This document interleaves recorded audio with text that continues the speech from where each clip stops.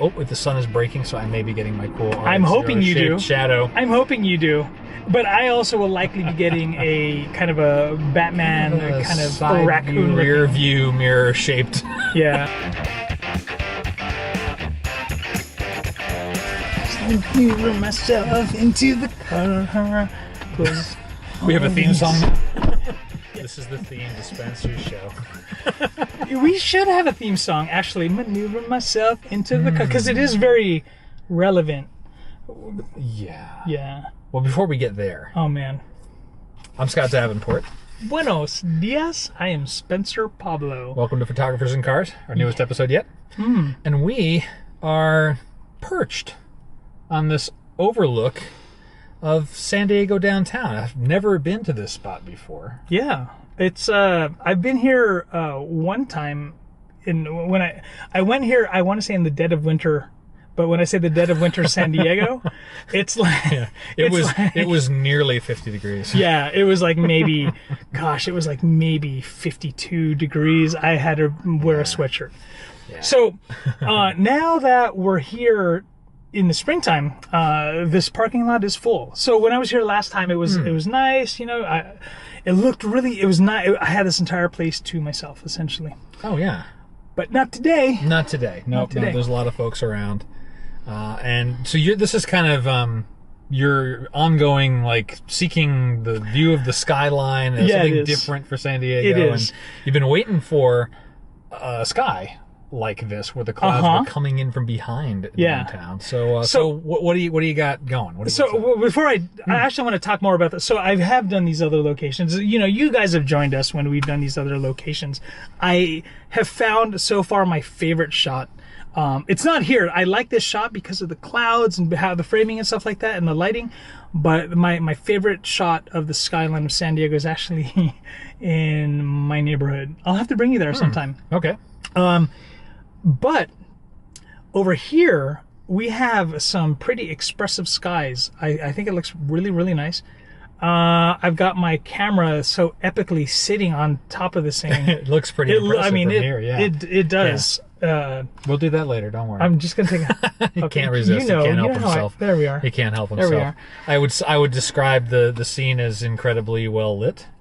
Much like some of the neighbors in our other cars that are here. Yeah, they can call this place the Baked Hill. It is, yeah. It's yeah. Speaking of well lit, aromatic. How's the the shadow on your face is gone? The shadow on my face is gone right now because the sun's dipped behind the clouds. I had an RX-0 suction cup shaped little shadow. Yeah, we'll call it an earlier. we'll call it an RX-0 shaped. It was an RX-0 shaped. Yeah. Shaped shadow. Shaped shadow. Yeah. So anyway, you're set up here, and so this is something that I wasn't aware if this is this part of your ongoing, like, you know, San Diego skyline project where it's time lapses in addition to the skyline, or is that, you know, what's the deal there? So I have been bit. I don't know. You've seen the previous episodes where I do a time lapse, and so I've been bit by the time lapse bug, and we live in a very nice place to just capture time lapses, either of the ocean, the mountains behind us, or just downtown. Okay. And so me wanting to get better at time lapses and trying to figure and just get footage that I can just keep in my library for a use case, or just make my own video. That's one. And when you meet other folks who do, what's up? I was gonna say, or, you know, little clips like this for like video blocks, or there's basically stock video clips. Yeah, that's a big market. It is. So actually, I was going to say that a lot of the folks I know who just do these time lapses, this is all they do. They just go and they get they hang out at an area for hours just to capture like 30 seconds of footage. So that's what I'm doing today. I'm set up here. We have our windows closed, so it's going to be a little bit warm, but we have it because we don't want to get high. Yeah. I mean, I'm happy with the way my lungs are now. Yeah, I like them feel with, good, smoke free. Yeah, but yeah, I mean, so you got here. Obviously, got here early, set up, and the camera's firing right now. It is. So it's, I don't know, what is it, another couple of hours until the sun goes down. So I mean, yeah, I think about an hour and a half or so. So I'll hang out here. I brought some, you know, my trusty you got the 40-ounce gigantic jug drink. Oh, stuff. So yeah, this has been with me through countless time lapses and countless excursions throughout the world. But yeah, that's pretty much it. I mean, when I go do time lapses by myself, it's just me, and it allows me to just, one, either check my email that I need to get caught up on, two, hustle to try to get more business, or three, just like relax and go, no, I'm going to turn everything off except for the camera that's capturing images, and I'm just going to hang out here. And so it's kind of nice. It's whatever you want this time to be, but it is your time because you got to hang out near your camera. Otherwise, it might not be there. Right. You're right. Yeah. There's very, certainly a city setting. Yeah. I mean, there's cities where, we're, 25 feet from your camera, but the time it would take to get out of the car and go grab it if someone were to run by and take it. Yeah. This is not a problem for this location. No, I don't think so. But other spots in other cities, I wouldn't be leaving my gear there. Yeah, so I guess that's something else to be cognizant of. And the sun is breaking, so I may be getting my cool I'm hoping you do. Shadow. I'm hoping you do. But I also will likely be getting a kind of a Batman kind of side raccoon view, rear view mirror shaped thing.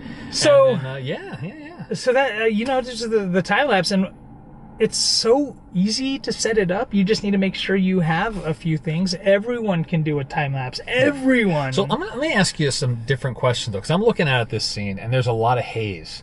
Afternoon, a lot of haze. So what are you going to do? Oh, okay. Processing wise, are you going to clean these things up? That's a really good question. Yeah. So hey man, we got minutes to fill. We got an audience to satisfy. We got to know these things, people. So really, so I can kind of get an idea. But what's going to happen is over the course of the next, say, 2 hours. The lighting is going to change, and so how do you go about processing it to keep things consistent so you get a good flow, all that kind of stuff? I shoot in RAW. I get that. And let's go to the next step. Okay, you've got 5,000 photos. Yeah, so now I've got a bunch of images that are RAW.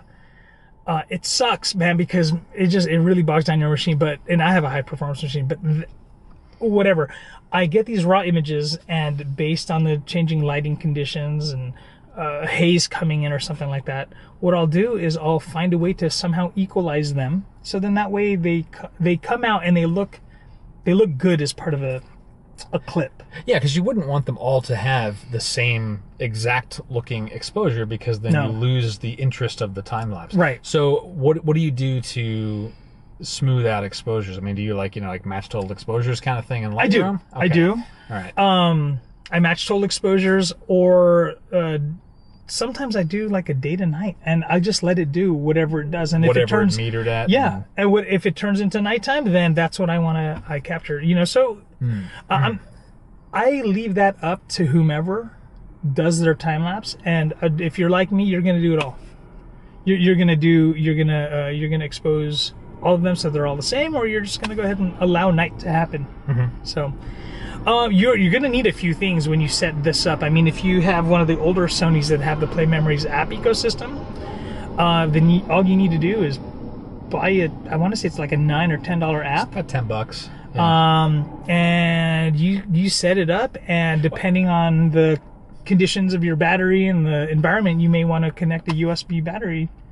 And there was a particular mode in that app you needed to use when you knew that the light was going to change over time. Otherwise, it will just pick whatever it meters and just do that the entire time. Yes. And I've been bit by that the first time I tried to use the app. So I'm actually so many great questions. That's all I have. So many great. It's the only thing I am. The thing about when you do time lapses, there's this ramping of light as light changes from day to night or night to day. And that's called the Holy Grail. If you want to be able to capture that ramp, so it's nice and smooth, that it's like the Holy Grail if you can do that. The Sony app that costs $10 has that. It's sunrise or sunset. As you say, was it sunrise sunset mode? Yeah. Yeah. It's so weird. Like when I first got the app, I was like, I don't need that. I'm gonna set it to custom and I'm gonna let it do what it does. Turns out I did need it because, like for instance, if I did the sunrise to sun, if I did daylight to sunset, my entire frame would just go black. If I did the reverse, it would just go white. And that's the same problem I had. Whatever you started at, whatever your scene was, the camera metered, and then it said that's what we're doing for the entire time. Yeah. And yeah, you end up with a whole lot of unusable things. Yep. Yeah. But what was nice, what is nice is that, so this is the Sony A7R2. Yeah. This and a tripod is all you need to start doing time lapses. Yeah. If you pick up one of the newer ones, or you're not using a Sony camera, you're using a camera that doesn't have the app in there. So what are you doing to deal with the changing light? Are you like doing aperture priority and letting the camera meter and change its metering? I've got that on aperture priority, and usually for something like this, I'm at least f8, right? So I'm anywhere from f8 to f11 depending on time of day. But if you don't have one of these Sony cameras that have the Play Memories ecosystem, you have what I'm shooting with over there, the A7R3, or something from another vendor. Olympus, Fuji, Nikon, pick a camera. Right. Yeah. You have to use a little intervalometer, little attachment on there. You know what? Hold on, I take that back. I want to say some particular bodies have intervalometers built in. Nikon's, because I used to shoot Nikon, many of the bodies have one built in. Okay. And they work great for everything except smooth star trails, unless you want to have things be interpreted by software later. Because there is a small pause in when it takes the shot until it's ready to fire the next one. Okay. And there's a tiny pause. For a time lapse though, it's great. Yeah. It's absolutely great, because usually you want a space between shots. It's like I want to take 100 shots and I want one every 50 seconds, whatever it might be. Sure. And so having that gap. But if you were trying to do a star trail, that's where I had problems with the built-in intervalometer. And my solution to that was, well, usually it's night when you're doing star trails, and it's like I'm doing 30-second exposures, whatever it is. You just get one of your remote firing shutters that has a lock.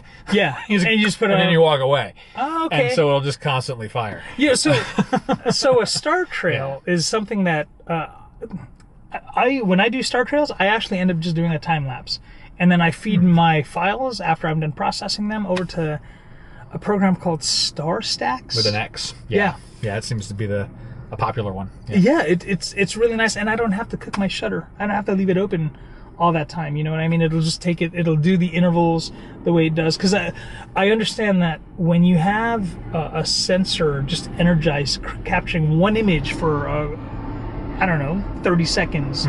Say, for instance, you want to do a star trail that is 20 minutes long.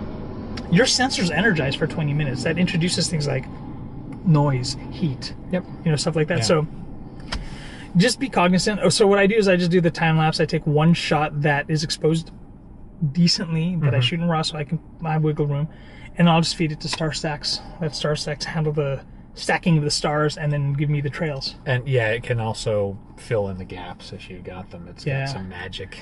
It even has magic for, like you mentioned, if you have your sensor exposed active for a long time and you get hot spots. Usually shows up as color noise, a red dot, green dot, whatever.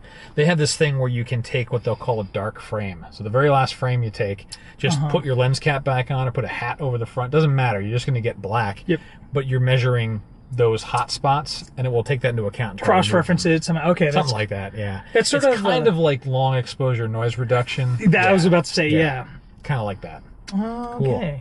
Man, it's warm. It's really hot in this car. I think we should get out of here. It's warm, and plus I have to go check. I have to monitor how my stuff is going. So good times. Yeah, so cool. Well, let's go find out what's going on with that, and let's get do some that. air. Yes. Yes. Bye.